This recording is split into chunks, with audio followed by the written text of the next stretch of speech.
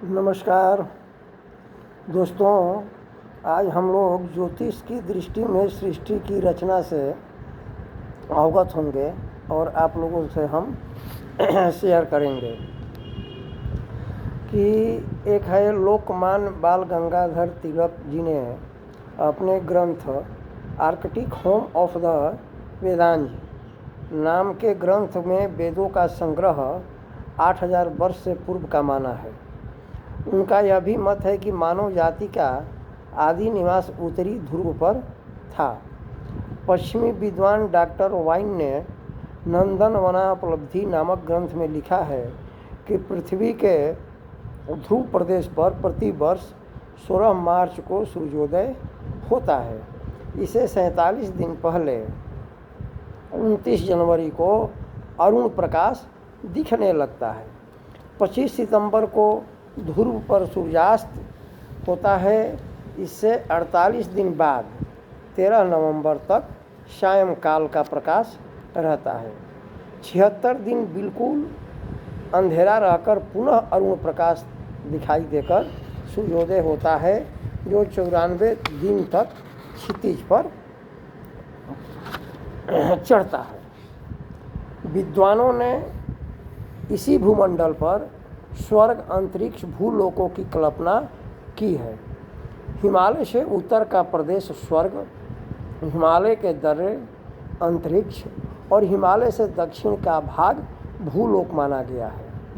इसी क्रम से उत्तम प्रदेश के रहने वाले, द्वियांत अंतरिक्ष के रहने वाले गंधर्व आदि और भूमि के निवास मनुष्य कहलाते थे। अब ये सुदूर पश्चिम में असुर लोक की कल्पना थी। वहाँ के निवासी असुर कहलाते थे।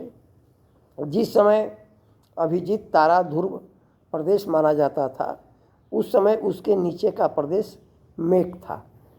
वहाँ ब्रह्मा जी रहते थे। उस समय वैकुंठीय इंद्र के अपने प्रतिनिधि के रूप में भारत की शासक अग्नि थी। जिस धरातल में पृथ्वी है, केंद्र ध्रुव से 24 अंश की दूरी पर है।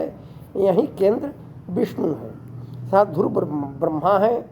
इनके बीच के अंतर को नाभि कमल की डंडी कहा गया है, जिससे आज हंस का तारा कहते हैं। वहीं ब्रह्मा जी का वाहन हंस पुराणों में वर्णित है।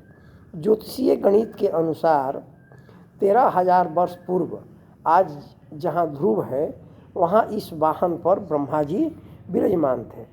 ठीक उसी समय ब्रह्मा नाम कांतिपुरी नगरी में विराजमान थे और सारे भूमंडल का प्रबंध कर रखा था। इन ब्रह्मांड जी के समय मानव जाति याम नाम से प्रसिद्ध थे, जो 4 वर्णों में विभक्त हुई। पहला साध्य ब्राह्मण, दूसरा महाराजिक, उसको क्षत्रिय कहते हैं, तीसरा अभास्वर, जिसको वैश्य कहते हैं, और चौथा तुषित, जिसको शूद्र कहते हैं। और साध्य युग में वेदों का संकलन हुआ, ब्राह्मण के युग में वेदों का संकलन हुआ और ब्रह्मा जी ने विद्या ज्ञान विषय में देवताओं की और शिल्पकला में हस्त कौशल में असुरों को नियुक्त किया था। देवों के राजा को इंद्र कहते थे, जो संख्या में 14 हैं। सबसे प्रथम धर्म नाम के इंद्र इंद्रासन पर थे। उसके बाद दूसरे में दुर्धन थे, तीसरे में सर्वहरि थे, चौथे में मुस्कमान थे, पांचवें में बरु, छठे में स्वर्णरु और सातवें में वैकुंठ नाम के इंद्र थे। और 7वें इंद्र के समय को 13,000 वर्ष हो चुके हैं। ऋग्वेद आदि ग्रंथों का संग्रह इसी समय हुआ था। भूमध्य रेखा की सीध में सूर्य दिखने पर रात दिन बराबर होते हैं। सूर्य ज्यों ज्यों उत्तर की तरफ बढ़ता है, त्यों त्यों दिनमान बढ़ता जाता है। सूर्य के उत्तर की हद पर पहुंचने पर चौमास शुरू हो जाता है। फिर अश्विन मास में सूर्य पुनः भूमध्य रेखा की सीध में आकर दिन रात को बराबर करके फिर दक्षिण की तरफ जाने लगता है और सूर्य के दक्षिण की हद पर पहुंचने पर सबसे बड़ी रात होती है वह, और उस दिन सबसे छोटा दिन हो जाता है। इस हद की जगह किसी समय मकर संक्रांति थी, किंतु भूमध्य रेखा का भू प्रदेश क्रम से ऊंचा होता जा रहा है। इसी कारण आकाश में भूमध्य रेखा के सीध की जगह प्रतिदिन बदल रही है। बदलते बदलते आज इसमें 23 दिन का अंतर पड़ गया है ज्योतिषीय शास्त्र के अनुसार। फलतः सूर्य की संक्रांति मकर पर 24 जनवरी को होती है और प्रत्यक्ष उत्तरायण 22 दिसंबर को ही देखने में आता है। एक नक्षत्र का परिणाम 13 अंश 20 कला है और मकर संक्रांति का बिंदु प्रति वर्ष 50 सेकंड पीछे हटता हटता 72 वर्ष में 1 अंश पूरा करता है। ये सब ज्योतिषीय है गणना। इस प्रकार एक नक्षत्र 13 अंश 20 कला को 1000 वर्ष में पूरा कर चुकता है। अभिजीत का नक्षत्र जब ध्रुव था उस समय भूमध्य रेखा पर हस्त नक्षत्र था। अश्विनी से हस्त तक 13 नक्षत्र होते हैं, अतः 13 नक्षत्रों का समय 13,000 वर्ष होता है।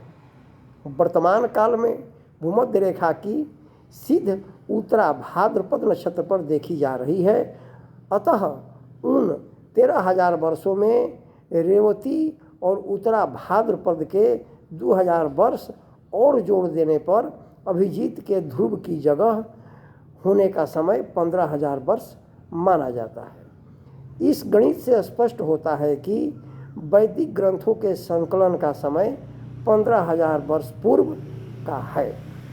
वेद संग्रह के समय अमन बिंदु की स्थिति मृगशीर्ष नक्षत्र पर मानकर लोकमान्य तिलक ने 8,000 वर्ष पूर्व का माना है। लेकिन अन्य प्राचीन ग्रंथों के अध्ययन से ज्ञात होता है कि जिस समय वेग का तारा ध्रुव पर था उस समय शयन बिंदु मृगशीर्षा नक्षत्र पर न होकर हस्त नक्षत्र पर था और इस आधार पर वेद संग्रह का समय 15,000 वर्ष पहले का ठीक बैठता है। शतपथ ब्राह्मण के श्लोक कृतिका प्रचीनोन्नति से उस समय संपात बिंदु कृतिका नक्षत्र पर था। यह काल 3,000 वर्ष पूर्व का सिद्ध होता है। महाभारत युद्ध 5,000 वर्ष पूर्व के समय यह बिंदु रोहिणी पर था। इन तथ्यों से वैदिक साहित्य का संकलन 15,000 वर्ष पूर्व का ही सिद्ध होता है। अतः मानव जाति व सृष्टि के स्थान क्रम का प्रारंभ 15,000 वर्ष का घटनाक्रम ये है। यही ज्योतिषीय दृष्टि से सृष्टि की रचना है। जय माता जी।